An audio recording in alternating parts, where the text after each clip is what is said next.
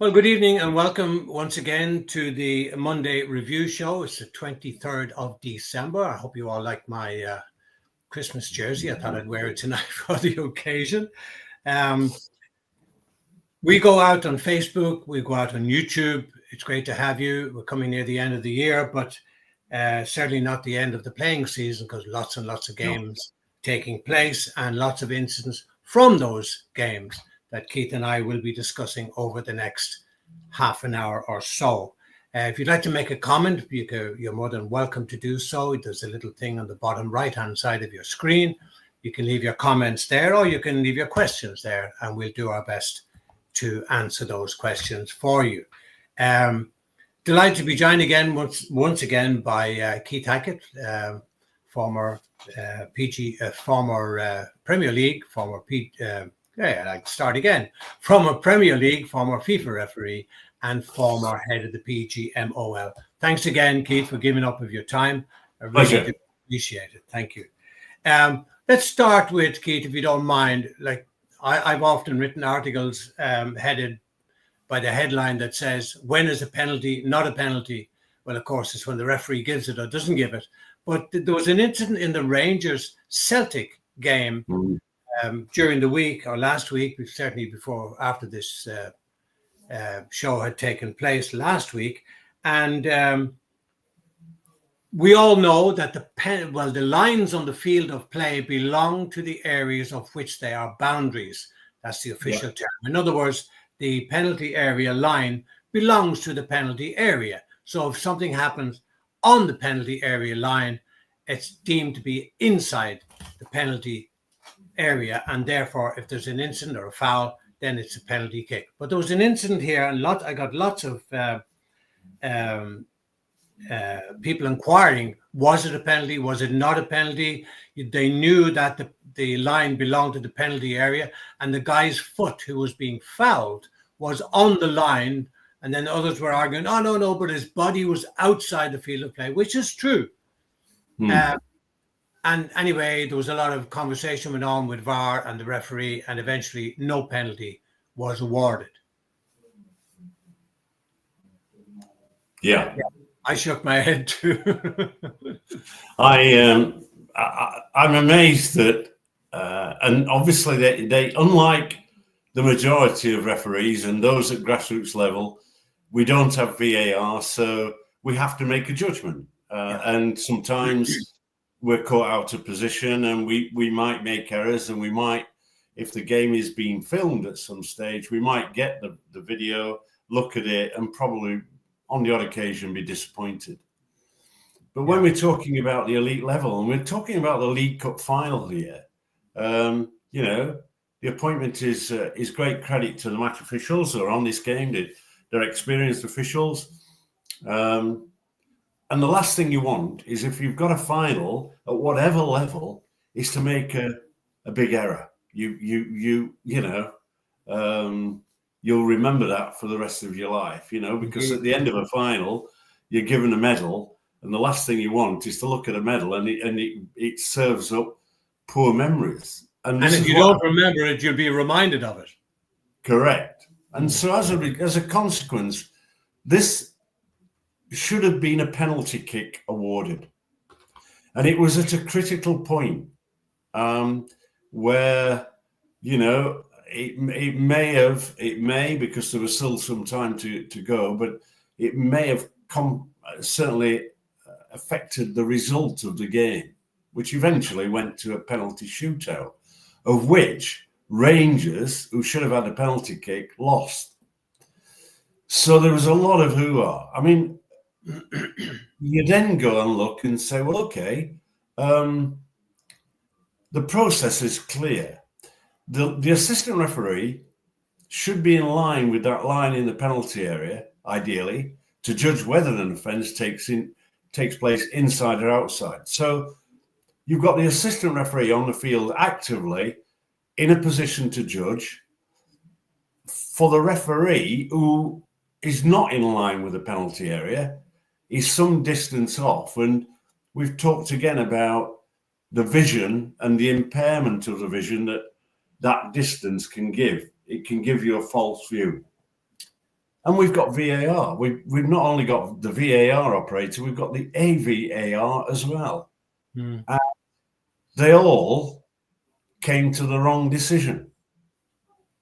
Now, Willie Collum, a recent FIFA referee of some standing, and I like, he's had some of these, as most Scots at the top level have the Old Firm derbies. He's had these games.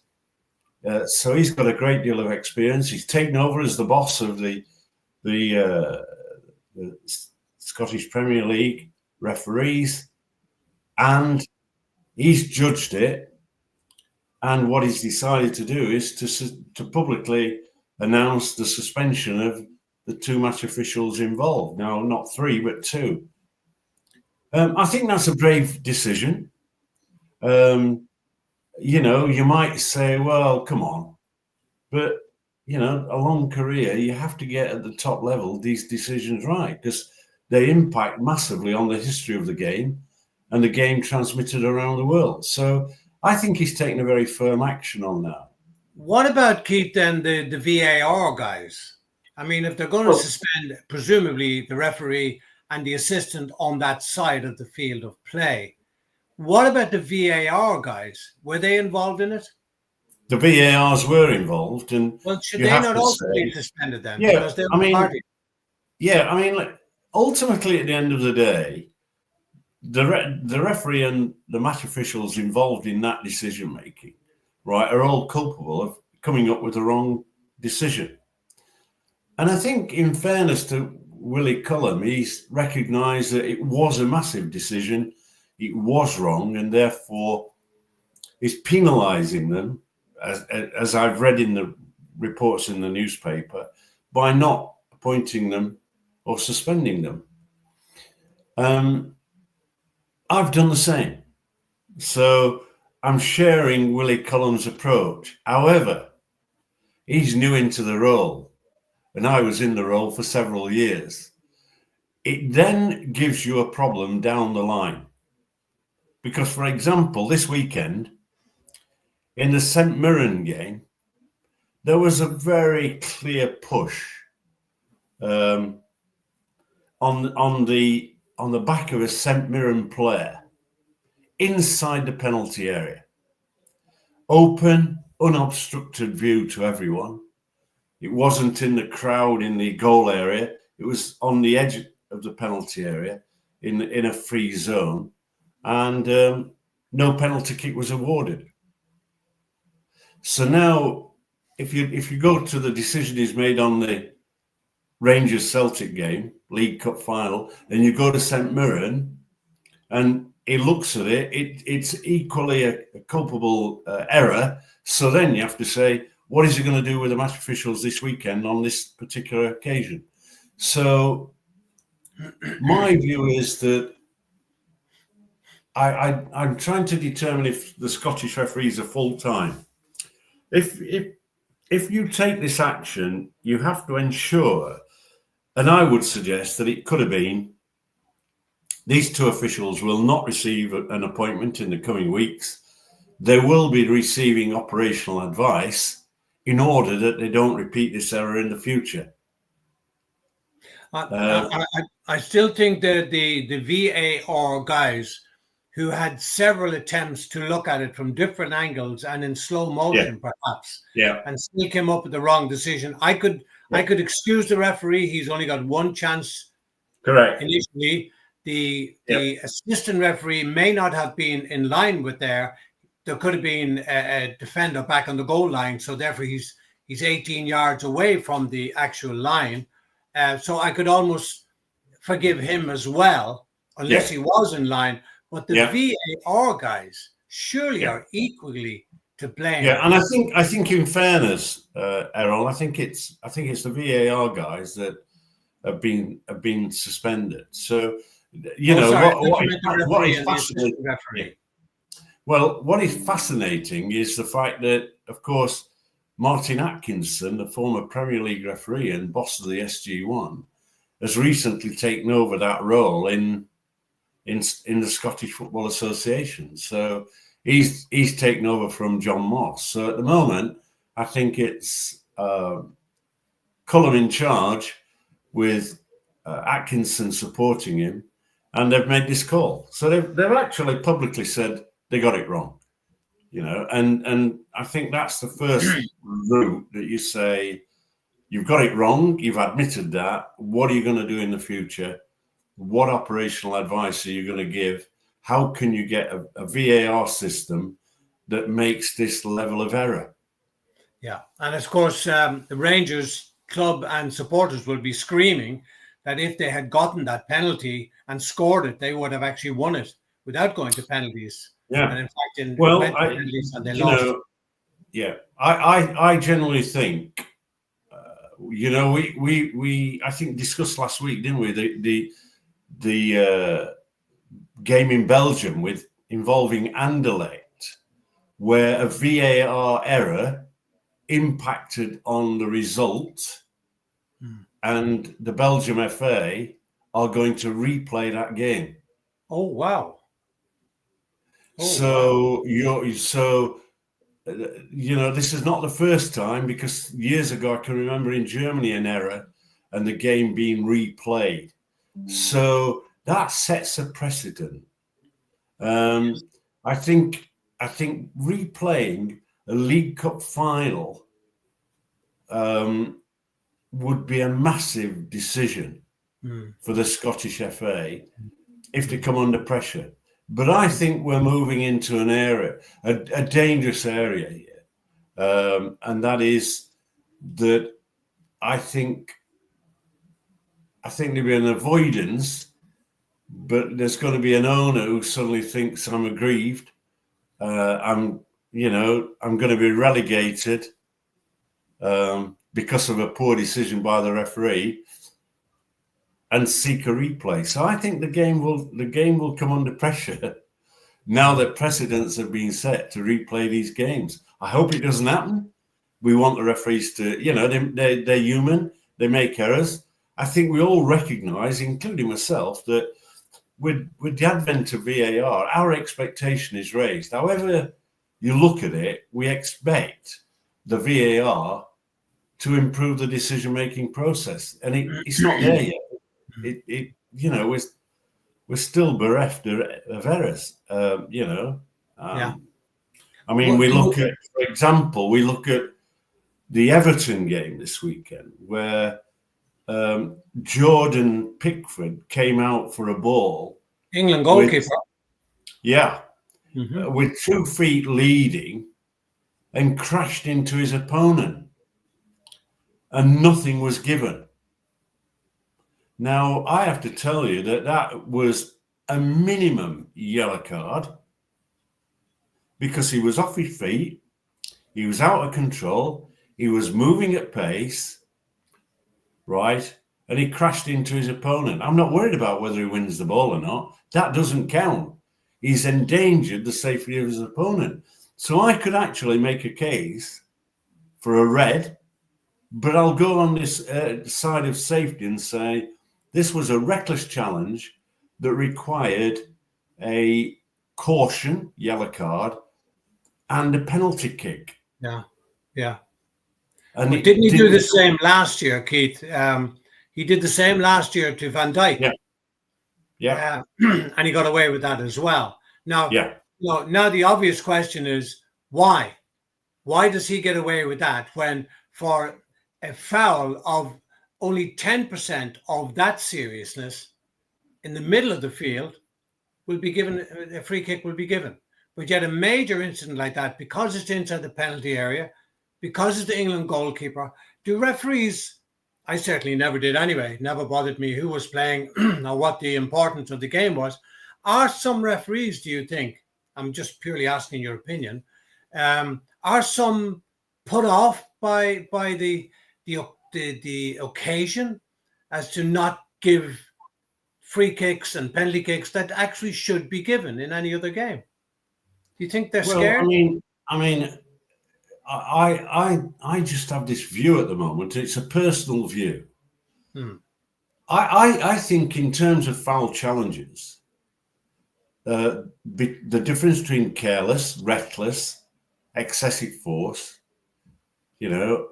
I think it's pretty clear in its definition within the laws of the game, Law 12. Serious foul play is very clearly defined. I don't think there's any grey areas. What I think is the problem here is that I think there's a degree of confusion in the referees. There's certainly a degree of inconsistency. You know, there was a challenge. I think in the West Ham game it was when a Brighton player challenged and came in, his backside almost touching the ground. So he was off the ground. His feet were forward, and he clatters Kilman of West Ham, and nothing. And I'm going like, come on, that's a red card offence. So at the moment, look, I don't like seeing red cards, but the law interpretation needs to gain a great deal of consistency within the group in the PGMOL at the moment. I think they're inconsistent. I think they're confused. I think Webb's got to get them together and give them some leadership, because we've got the Jordan Pickford one, we got the Kilman one, we had an apology today from the PGMOL with regard to Leeds United. What was that about? Pardon? I wanted to ask you about that. What was that PGMOL apology about? Well, it was clearly a challenge worthy of a sanction that wasn't given, and you know the PGMOL have admitted that the referee got it wrong. I'm just wondering, on the one hand, is that a good idea? Because now that referee is going to be under pressure. What game was that? Can you remember, Keith? Well, I think that what you have to do here is, if match officials make errors, the process is that I think, first of all, you have a duty of care towards your referee. Yeah. That's the first thing, as the boss of the PGMOL. You have a duty of care towards the game. So the first thing you have to do is say, look, we don't hide, an error has been made. That's the first thing. Then what you have to do is give that referee or assistant or whatever the appropriate operational advice. Now, that would mean ensuring that the referee is fully aware that he's got it wrong, and then he's supported by way of, let's discuss the incident, discuss it as a group if need be, come to a conclusion, so you've got a consistent approach. Now, in terms of communication of that, you'd always run the risk, if you say to a manager in picking up the phone and saying, look, I've seen the incident, I concur that you're right in your interpretation on this particular offence. A sanction should have been given. It wasn't. The referee is receiving some operational advice. I think it is likely in some instances that the club will automatically go out public and say, told you so, the PGMOL have got it wrong. That's for sure. But what I used to do was go and see the manager, face him up. There was no written confirmation, that a piece of paper that can be waved around saying, look, Hackett and the PGMOL have said it's wrong, and I'm right. What you do is you do it privately and you do it professionally, in the hope that you get a response that is positive. Is it right to publish it, though, to publicize it? Could it not just be a phone call between Howard Webb and the team manager involved, and just leave it at that? Because, as you say, if it's on paper, sure as the sun comes up in the morning, it'll be in the national papers the next day, or that manager, the next time he feels aggrieved, will use it to his advantage. Yeah, I think that. And then, sorry, Keith, just to cut across you, does it not also then? Is it not go against the laws of the game, Law 5, that says, and I'm paraphrasing, the referee's decision is final. Well, being right or wrong, of course. I mean, that is still there. The reality is that it's still in the laws of the game, but it's not a factual situation. No. Because the VAR. But the FIFA and the IFAB will still argue that the VAR is assisting the referee and it's the VAR that makes the ultimate decision. But come on, let's be right here. We've got referees who are saying that's okay, that challenge. VAR saying that challenge is perfectly okay. And it's not. So we have got the VAR, haven't we, refereeing the game. That's right. And you know, and actually making the big decision. And getting it wrong, Keto. This is the thing. You and I are not here to I mean, I'm criticize referees, but you know. Yeah. I mean, I think that this weekend we saw.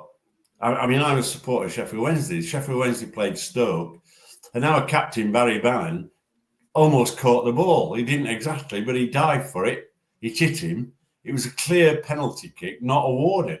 And I wasn't at the game. Somebody sent me the clip, and I've gone, how can he not see that as a penalty kick? It's clear. So there are these decisions. There's too many of them. I mean, look, in the Watford Brighton game, West Ham Brighton, that was a red card. There's no question that the challenge on Kilman should have resulted in a red card. Jordan Pickford's challenge for the ball in Everton was minimum yellow as a reckless challenge, minimum, and a penalty kick.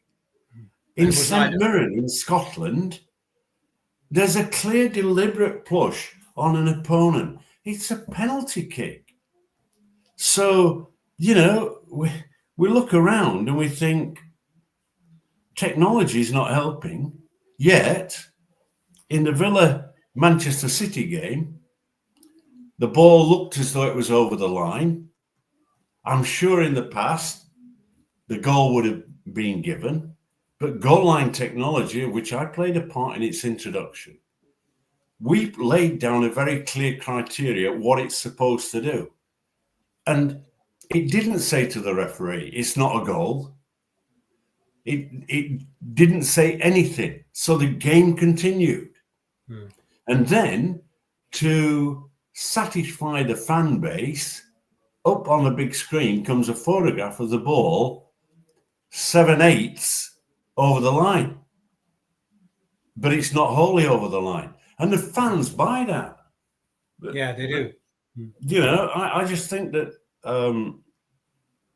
I'm moving into an area where maybe we should adopt what FIFA are experimenting with, and that is a manager's call. So the manager can intervene and ask for a review of an incident on one occasion in the game. If that is deemed to be correct, the appropriate decision or outcome is then taken, and he's still got a review. If he reviews it and he's wrong, he's no further review for the rest of the game. Because I don't know what VAR is doing. Just like it's every week. Does that not open a can of worms, though, Keith? Or does that not open a can of worms for the future? And it's like similar to what they have in tennis and cricket, where you have 3 challenges. Does it not open a can of worms that you'll have constant? Well, I mean, look. Then sorry, Keith, and then you might as well take out of Law 5 that the referee's decision is final, because that doesn't matter anymore, as you rightly pointed out a moment ago. In theory, it's still there, but in practice, it's not happening because the referee's decisions are overturned, sometimes by themselves, sometimes by the league, like a red card, for example, 24, maybe 48 hours later after it's reviewed, and that decision of the referee is now overturned. So the referee's decision is not final anymore. Well, you know, I think that the stronger argument is on offside, isn't it? Because the referee's not making an offside call anymore. And in fact, the assistant referee is, I mean, there was one, I've got to say, there was Ipswich Newcastle. There was an offside right under the nose of the assistant referee. You know, that one where the wingers, they're right across the pitch and it comes right in front of you. And there was a delay and then the flag went up. And when you actually looked at it, it was a terrific decision from Natalie Aspinall. I'd not seen her run the line on the Premier League before. I know she has done, but yeah, it was a really good decision. But yeah, I think ultimately at the end of the day, for me at the moment, I'm not really seeing an improvement in the way VAR is being operated. And I think it's impacting on the game in a negative manner. I'm losing a bit of my own patience, and I'm the guy that likes technology and was a guy that stood up on many occasions saying we need VAR. But at the moment, the criteria is being affected by how the manager of the PGMOL wants it to be implemented.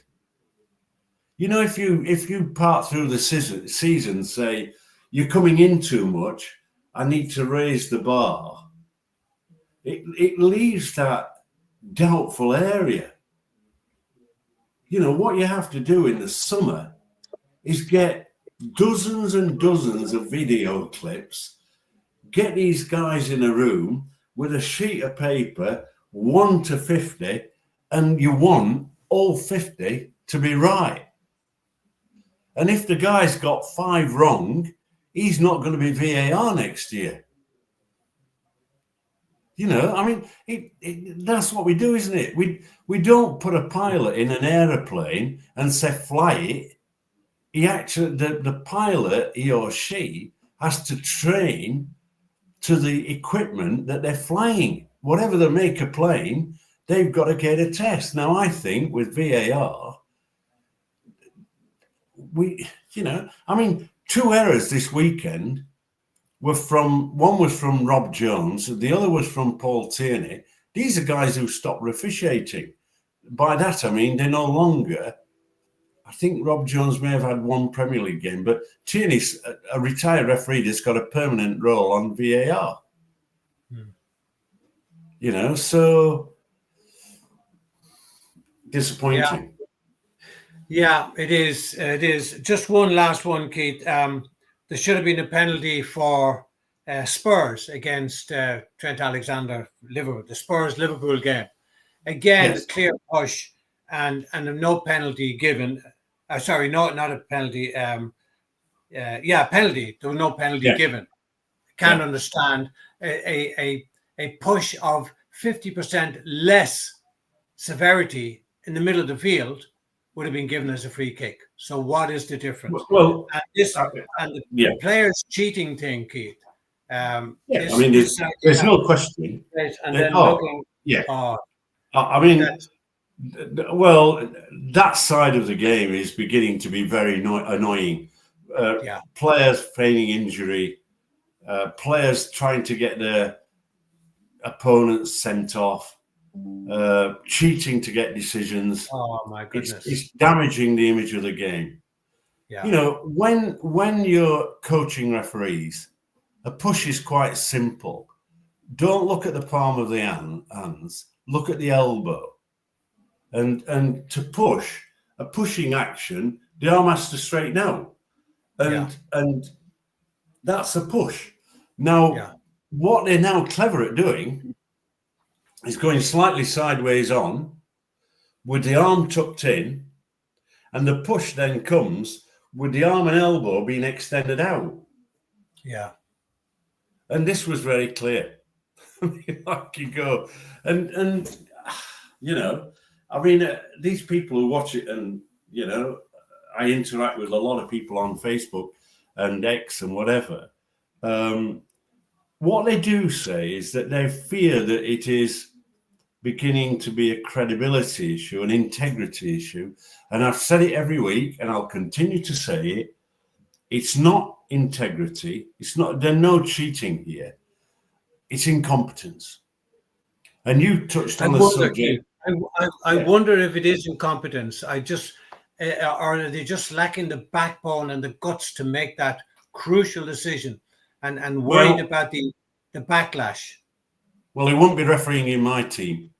No, mine. I'll tell you. I mean, ultimately, at the end of the day, I like a strong, firm, fair referee. And I think generally, on occasions, I had to give operational advice to some who I thought, you've got a team here, and you've got some referees whose tolerance level is a lot less than others. You've got some who are too laid back, and you've then got to manage these individuals. And you're given a verbal kick up the rear to say, look, toughen up. And if you don't, and then what I would do is they wouldn't be appointed to a game. They come knocking on the door and I'm saying, well, look, you're not applying the laws in the way that we expect you to apply them. But I mean, you and I have officiated in front of big crowds, and I'll tell you that I think top referees, it energizes us. It gives us that extra edge. Oh, God, the bigger the crowd would be, the more get up and go I was. I used to hate in front of small crowds. You're ready to go. I mean, I was at Hallam. Hallam play on Saturday. Hallam FC. They play on the oldest football ground in the world. They were playing Penistone, my team. The weather was appalling. The wind was so strong. Even I thought, wonder if we're going to get through this game. I watched the young referee adapt. I watched the young referee apply the laws, talk to players in a respectful manner. And he had a really good game. And then I picked the phone up and I'm listening. And there's a referee, and I'm not going to name the referee, I'm not going to name the club, but in our competition, he rung the referee's secretary to say the game's off because the weather is not good and I worry about the health and safety of players. Making that decision from home, not even going to the ground. So you see how... you go, come on. I mean, I'm looking at that. I've watched a young referee run his heart out, deliver some difficult decisions with a swirling ball, making judgments, and walking out thinking, good man, well done. Him and his team. Didn't agree with all the decisions, refereed really well. And then you pick that up and you go, how can this happen? Oh, we could go on and on and on. We've run out of time very quickly. Many, many thanks, Keith, for joining me once again.